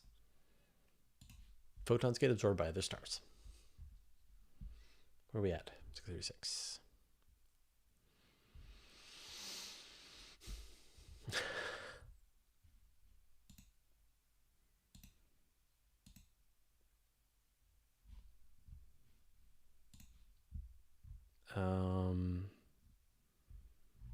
Sorry, tons of questions here. Let me just...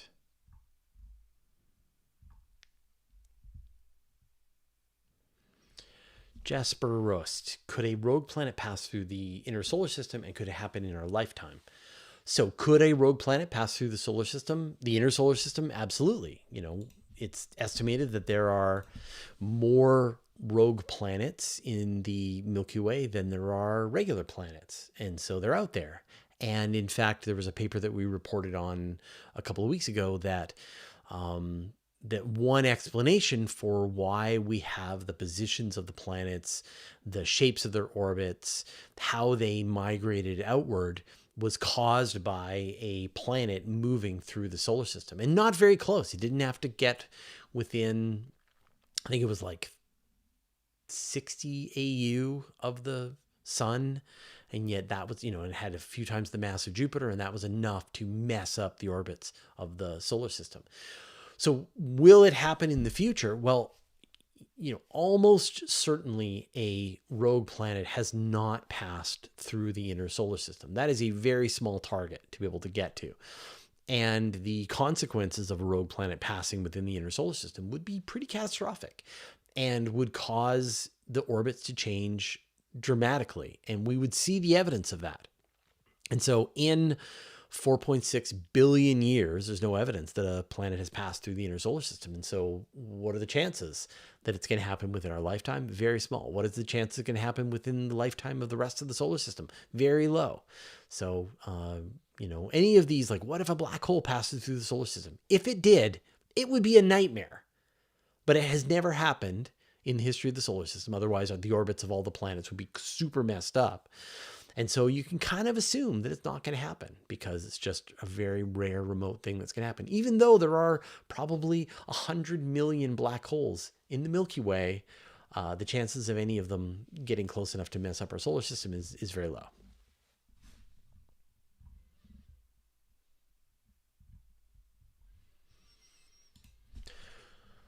Jow Dias Doom. What are the specific goals for all the biggest telescopes built or being built?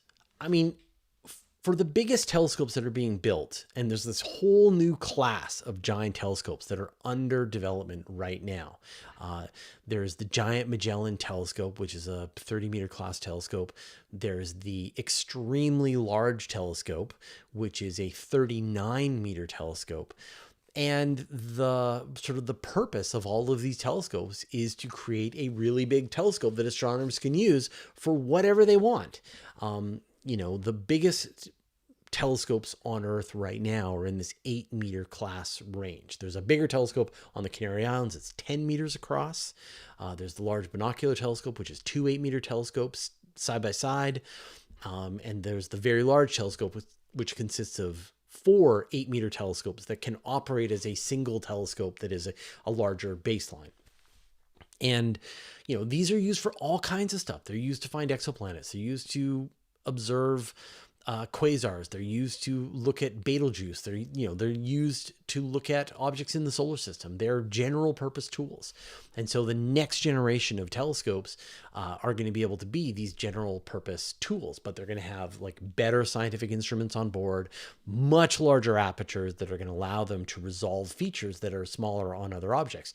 But there are some specific science goals that have been proposed. Like when you're sort of setting the limit, the size of this telescope, telescope, what is, you kind of want it to be able to accomplish some specific stuff. And so one example is the extremely large telescope, the 39-meter telescope that's in construction. Should be done in 27, so we're like 2 years away from this telescope. It should be able to resolve Earth-sized worlds orbiting around sun-like stars. Should be able to pick out a Earth orbiting around a star like the sun.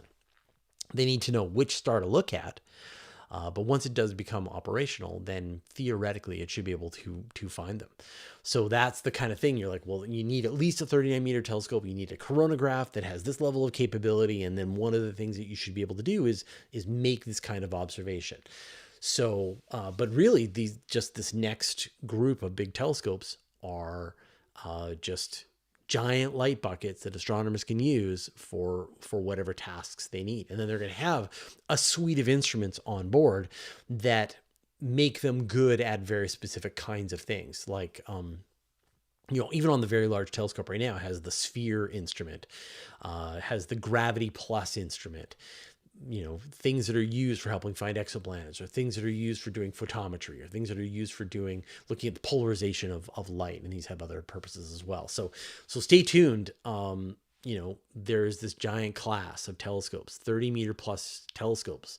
There's 2 for sure under construction. And then there's the third one, the 30-meter telescope that was originally going to be built on Mauna Kea in Hawaii. And now it's probably going to get built in the Canary Islands. They haven't broke ground on it yet. They haven't even sort of decided that's where it's going to be, but it really looks like that's where it's going to be. And so we could see that telescope come online after the other big ones. But, within 10 years from now, we should have 3 30-meter class telescopes in full operation here on planet Earth.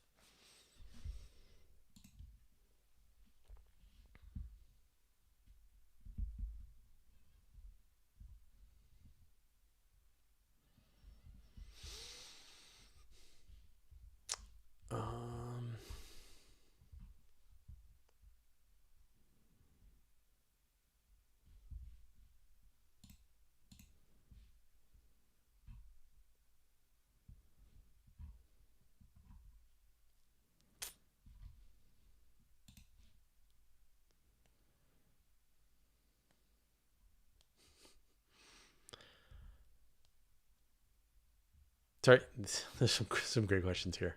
I apologize. I feel so bad. Let me move into high speed mode here.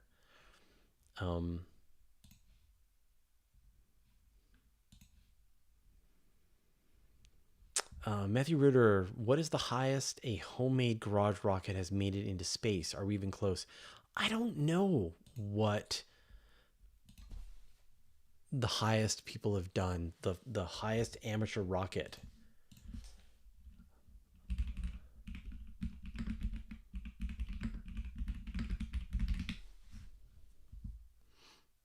Wow. So the University of Southern California hit 143 kilometers. That's pretty impressive. When was that? A year ago. So definitely into space.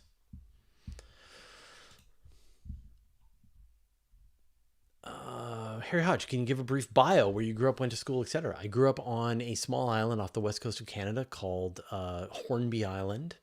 And then I grew up both on the island and in Vancouver. I went to school to the University of British Columbia originally for engineering, and then left that to join a software startup.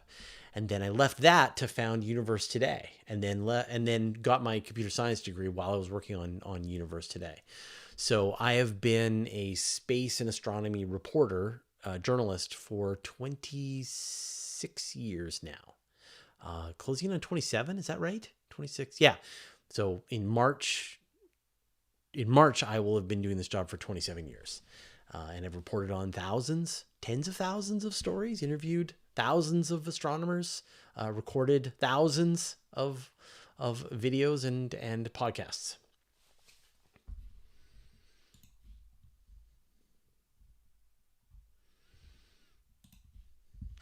I think we're on the next page, aren't we? And how?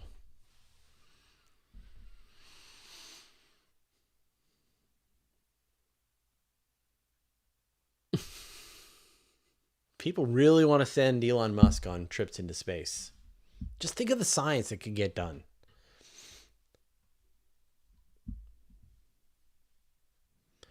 Josh Miller, did you read the Forgotten Realms books? Are you a Drizzt Do'Urden fan? Yeah, I totally read the Forgotten Realms books. I loved the Drizzt series. In fact, I was like, just like I read the Drizzt book, the first one, and I just read the whole thing in one night. I thought they were great. I forget the name of the first book. Shadow, was his cat? What was it? The Underdark, something Underdark. Yeah, I forget the books. R.A. Salvatore wrote them. Yeah, they were great. They were really great. I'm not sure if they hold up. Maybe I should go back and reread them, but they were great.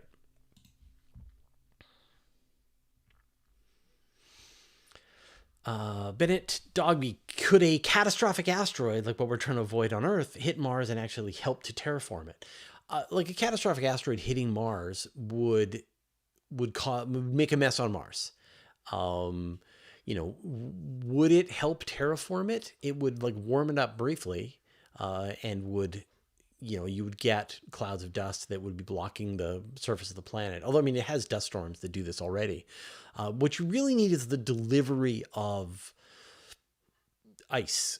You need the delivery of the volatile elements that have been, or the volatile chemicals that have been lost. So instead of an asteroid, hit it with a comet. And that will deliver stuff to help terraform it. But you're still, you're going to make a mess of Mars that's going to take centuries to clean up. And so there are slower, safer routes if you want to try and terraform Mars.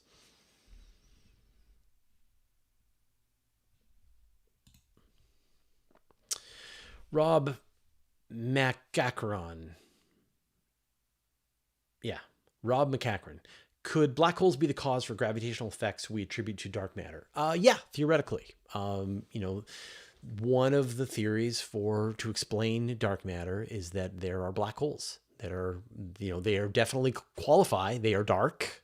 They are made of black hole, and that they have gravitational effects, and yet they, if they're big, say 1,000 times the mass of the sun, then if you had enough of them, they would provide the gravitational effects, and yet they would be really difficult to pin down where they are out there.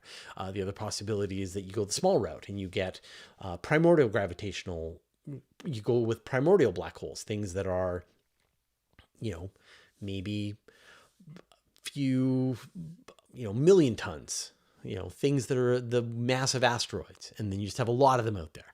So astronomers have definitely considered this, and they can't rule it out. So it could very well be that black holes can explain dark matter. Or it's a combination that some amount of dark matter is black holes, some of it is axion, some of it is sterile neutrinos, and maybe some other particle.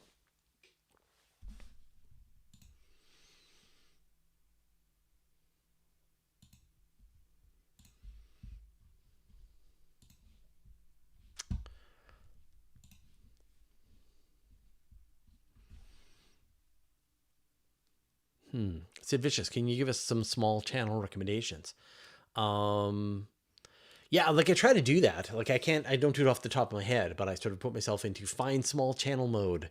It has gotten so hard. It's been so difficult to find small channels to recommend these days. There's a lot, because there's so much of this AI spam channels. It's really hard to like just do a search for, say, black holes or Artemis mission, or because that's the way I tend to do it, is I will search for some topic on YouTube. I'll bring up a bunch of videos. I'll look at the creator, see their backlog of videos, and go, oh yeah, this person's like really good. There's good information. They've only got 100 subscribers. But now the search on YouTube is worthless. Like, go ahead, do a search for black holes. Only look at videos that happened within the last week. And let me try that. See what you get. Let me see. Go to YouTube. Black holes. Constrain it for the last week. So I got Sabina Hassenfelder. I got AI spam.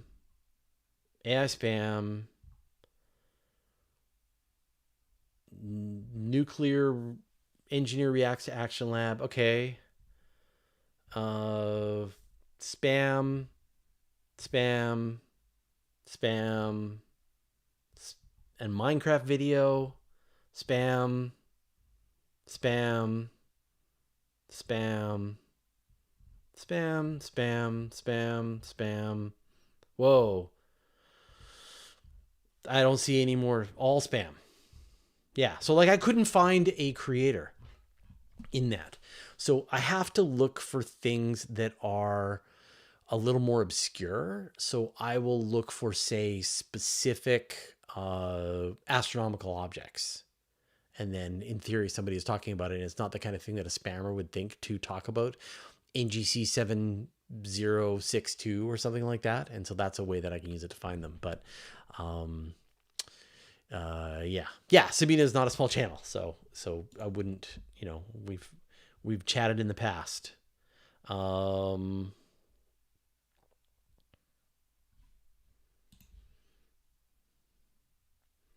Kevin Hagen, could we travel back in time?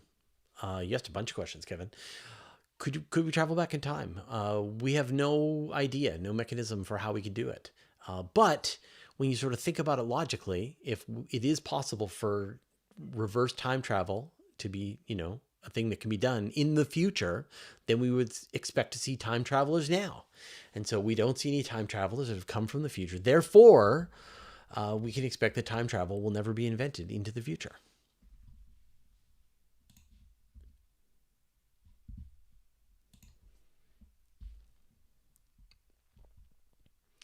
It's like did they figure out time on the moon and Mars yet? So that's two separate things.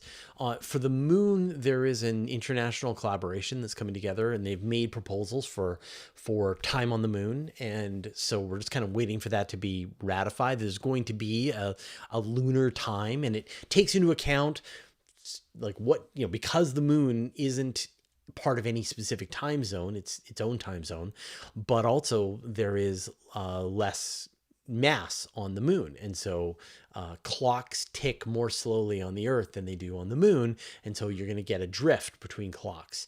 Mars has a different issue. Mars has a little over a 24-hour day, and so the day drifts from what it's like to be on Earth. It also has less mass than the Earth, and so clocks are going to tick more quickly on Mars than they do on Earth, and so you're going to come up with a sort of a time a version of like a Mars time zone. So both of these are sort of being worked on. We've reported a couple of times on Universe Today about the proposals for moon time. And I think once it's done, actually we did an episode of Astronomy Cast about it as well. But once it's been ratified, then I will absolutely find somebody and interview them about, how we know what time it is on the moon. It'd be cool you could add on your phone moon time.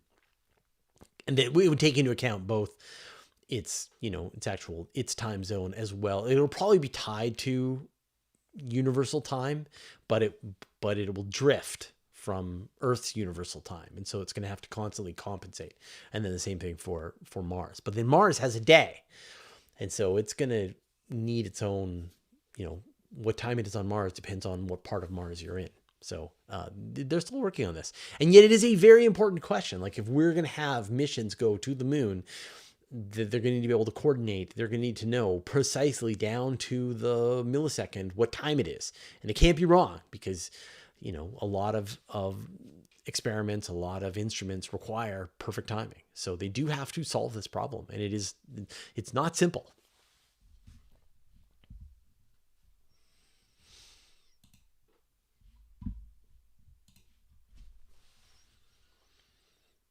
Real Kevin Zalea. What's the latest on Jupiter to Moon's ice mission to find evidence of some sort of life? We're still waiting for the two missions to make their way to Jupiter's moon. So the European Space Agency has the JUICE mission, which is on its way. And then the NASA has the Europa Clipper, which is also launched and is on its way. And both of those missions won't arrive until the end of the decade, into like early 2029, 2030. Let's see.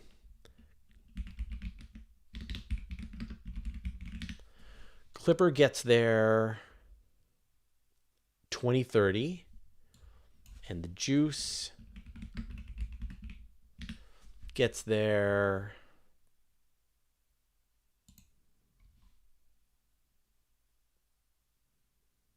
So they're already 2 years in. The cruise phase is 8 years. So 2031. So Europa Clipper gets to Jupiter in 2030. Juice gets there in 2031.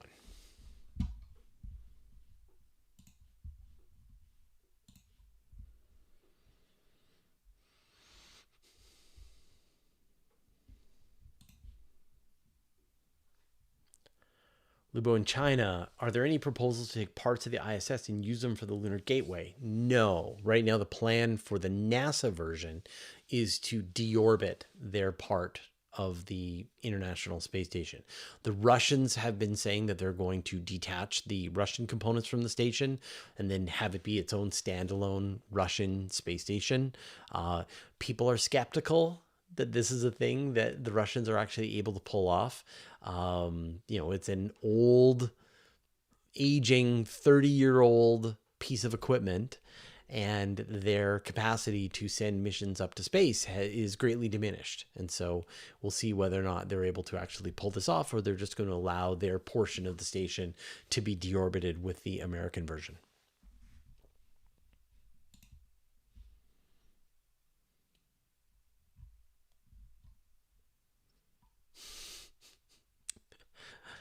Jim Dika, what is your favorite part of the Milky Way? Mine is the caramel. Have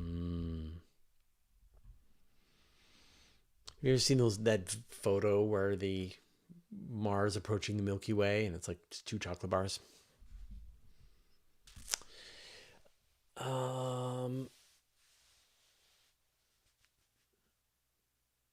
Todd Ablett, can a photon originate on you and then escape to space through the atmosphere? And if so, are there photons in space that might outlast you? So the kinds of photons that you're emitting is infrared. You're emitting infrared photons, and infrared photons are largely absorbed by the atmosphere. And so the wavelength of the photons that you're emitting are not going to be able to escape the atmosphere. You're just going to be going to warm the atmosphere, unfortunately.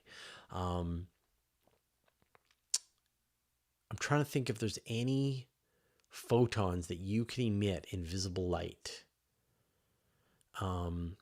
If you crunch on a wintergreen lifesaver, then you emit visible light and ultraviolet radiation out of your mouth. And so, maybe that could go off into space and then travel for billions and billions of years. Yeah. I can't. If anyone can think of a way that you can emit photons that can make it out of the atmosphere, I would be interested to hear.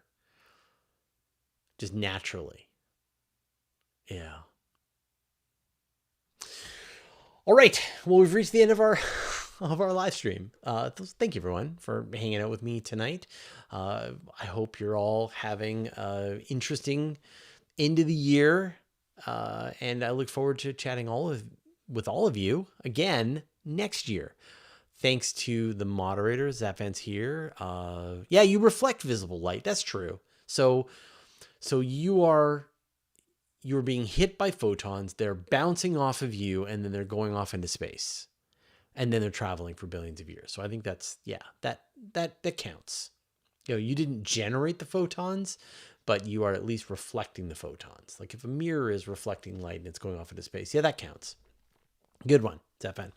And thank you, Zapfan, for being one of the moderators here tonight and being the one to help organize all of the questions. I really appreciate it.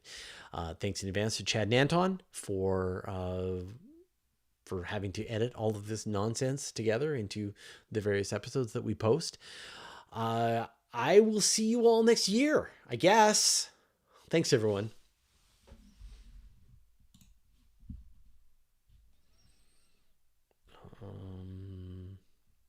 End the stream.